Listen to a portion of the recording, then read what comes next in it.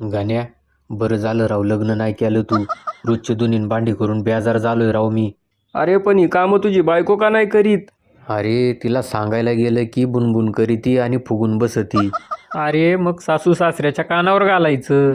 अरे बाबा सासूला बोललो होतो. सासू म्हणली पाहुणं बाहेरचं काय आहे का बघा.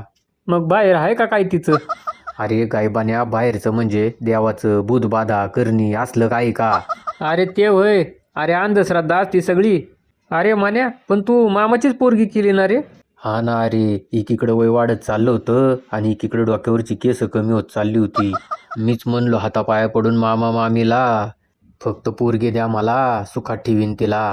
लग्नानंतर तुझ्या डोक्यावरची होती नव्हती ती पण गेली की राव. माझं दुखणं मला माहिती. तुझ्या दुखण्यावर तर काहीच इलाज दिसना राव. आपलं बरं आहे, एकटा जीव सदाशिव. खायचं प्यायचं हसून खेळून मजा करायची.